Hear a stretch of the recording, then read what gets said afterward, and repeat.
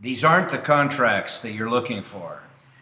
Hi, this commercial was brought to you by UFC. This is Tom Callos. We're here to talk a little bit about contracts and hold harmless forms, we'll call it. We're going to be joined by my attorney, school owner, martial arts teacher friend, Frank Bloksberg. Frank is going to be coming on and commenting from his perspective. He's an attorney here in California about contracts and releases of liability. But let me give you my 2 cents on it.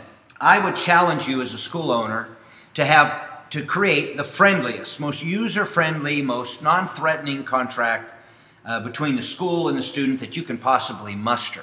And it would be friendly, it would look beautiful. It doesn't have to look like a legal document, because the history of the legal document as a tool for collection or for selling a contract to another company that pays the vendor and then puts you on and does the collection with you, that's where those documents come from. I don't think we need them anymore. I want to help you develop a pricing program that doesn't put you as a loser if someone quits, but doesn't hold somebody accountable for untaught lessons, that makes you the nasty bill collector that has to go out and chase them down for their money, for their $422, and make an enemy for life, and we don't want to do that. There's a way to price yourself so that you get paid a fair price for your lessons without putting the person in a place where you're creating a legal document whose purpose is to not only spell out what the arrangement is, but to use as a tool to hold the student accountable to paying for something they don't want to pay for. As I mentioned in my report, I don't think I've ever had a student come and hold me accountable to something in the contract.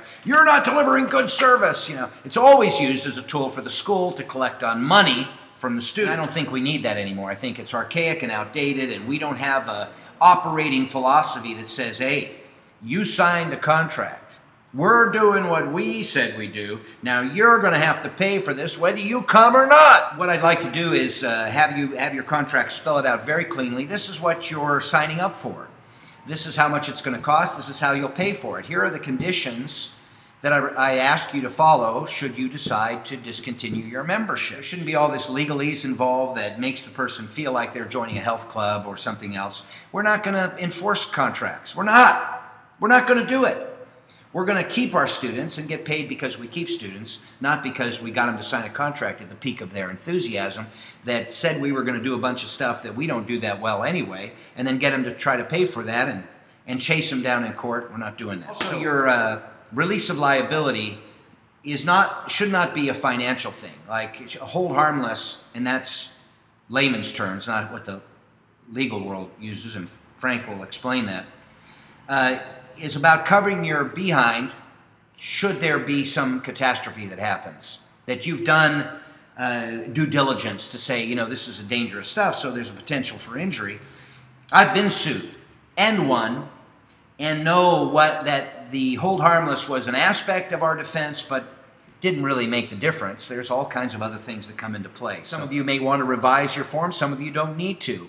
You should be including a models release for photography and video in all your applications, because you can turn this contract into just simply part of your application process, and Frank will tell you more about how he's done it. Okay, thanks.